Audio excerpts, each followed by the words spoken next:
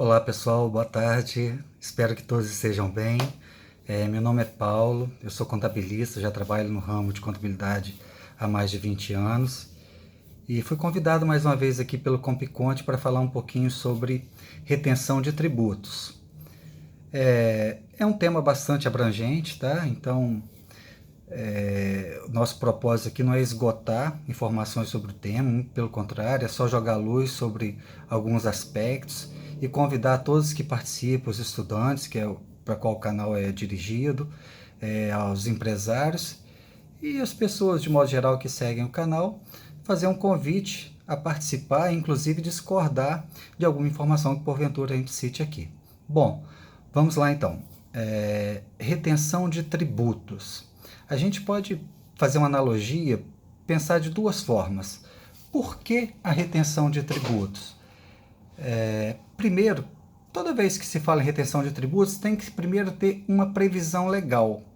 Então, a previsão legal que fica a cargo do governo, seja ele municipal, estadual ou federal, dependendo do tipo de tributo, que nós podemos denominar aqui de criador, vamos dizer assim. Ele é que é o principal interessado nesse tributo. Se for municipal, vai ser interessado pelo ISS, que é o Imposto sobre Serviço. Se for estadual, basicamente o ICMS, estou falando dos mais comuns, tá, pessoal?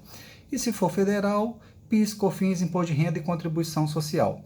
Então, se tratando desses três entes, cada um vai fazer a gestão dos seus tributos, que teoricamente já foram previstos anteriormente em lei. Então, tem a questão da criação.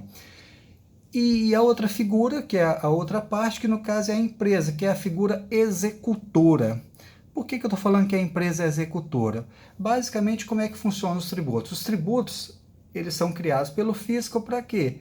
De modo que o governo tenha recurso para fazer a gestão dos bens comuns da sociedade. E ele precisa desses recursos, assim, fazendo analogia com as empresas, assim como as empresas precisam de receita para gerir seus negócios, o fisco também precisa de receita. Porém, o fisco, a figura, por exemplo, do presidente ou do prefeito que vai ser eleito agora, que é até bastante atual, no próximo domingo já vamos fazer nossas escolhas aí, falta a ele o quê? Braço para fazer valer as normas. Então, para isso, se a gente for continuar fazendo analogia com as empresas, então, nas empresas a gente tem o quê? Processos que vai fazer com que as empresas maiores cumpram todas as especificações vamos supor, exigidas pelo gestor, pelo proprietário, pelo dono da empresa, pelo investidor. No governo, como é que vai funcionar? Os processos são substituídos por quê? Por leis e por normas. Então surge o quê? As figuras das instruções normativas. Fala, opa, contador, empresário, como é que funciona isso aqui? Para esse tipo de serviço, se porventura ele acontecer, você contratar o serviço X de fulano A ou B, você é obrigado a efetuar a retenção, ou seja, a antecipação, retém dessa figura e repassa ao cofre público. Agora, a instituição normativa vai explicar exatamente como é que funciona, mas aí já é uma questão de muito detalhe, eu acho que vale a pena depois gravar um vídeo especificamente para isso.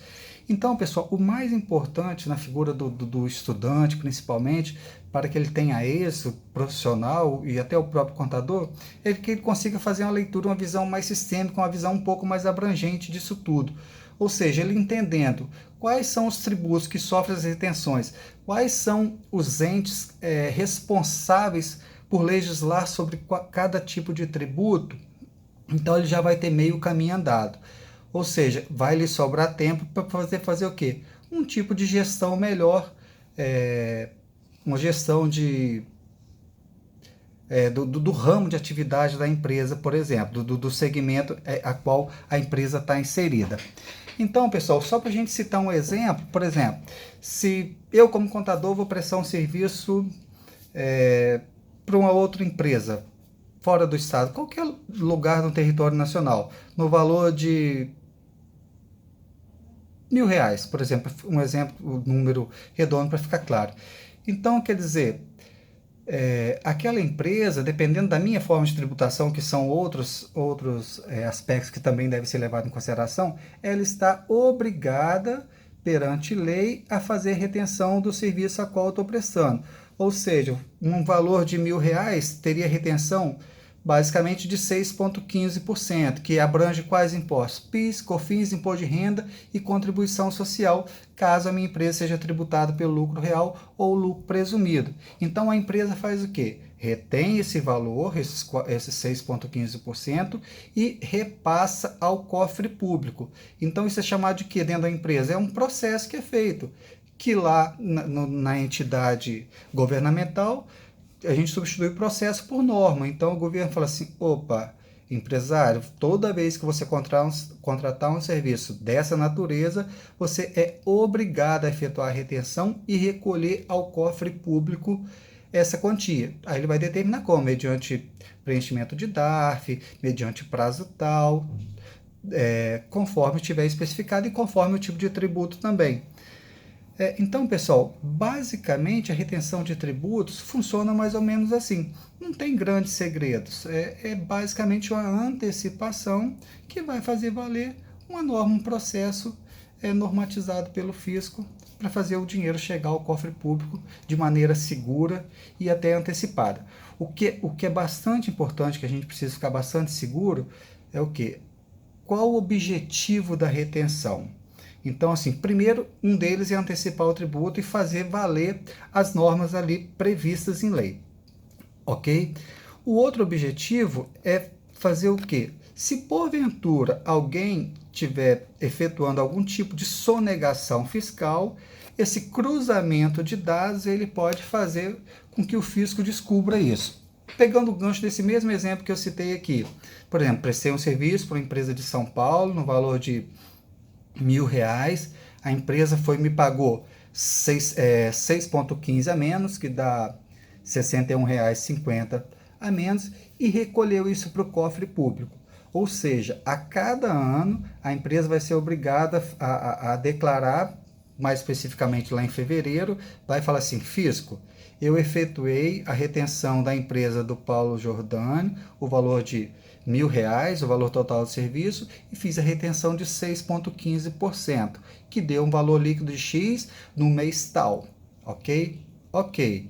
Beleza. Se porventura eu não efetuar essa declaração desse rendimento ao fisco, mediante declaração, seja DIPJ, que hoje não é nem DIPJ mais, imposto de renda, o antigo imposto de renda, que hoje tem várias nomenclaturas diferenciadas que estão surgindo, o que vai acontecer? O fisco vai pegar e vai cruzar o dado da mesma forma como faz na malha fina do imposto de renda da pessoa física. Bom, alguém declarou que me pagou e eu não declarei aquele rendimento. A Receita Federal, com esse processo, que na verdade com essa norma, é possível que ela faça o quê? Que me intime a prestar algum tipo de esclarecimento. Isso tudo de forma eletrônica, entendeu, pessoal?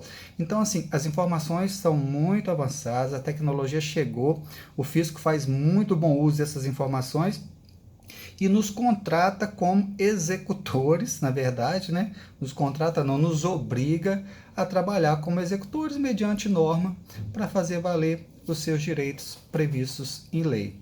Então, pessoal, basicamente é isso aí. A gente vai gravar novos vídeos, acredito que detalhando exatamente como funciona cada um tipo de tributo, como é que funciona a retenção do ISS, como é que eu faço recolhimento, como é que funciona a retenção do imposto de renda retido na fonte, qual a diferença do imposto de renda retido na fonte para o PIS, COFINS, imposto de renda e contribuição social.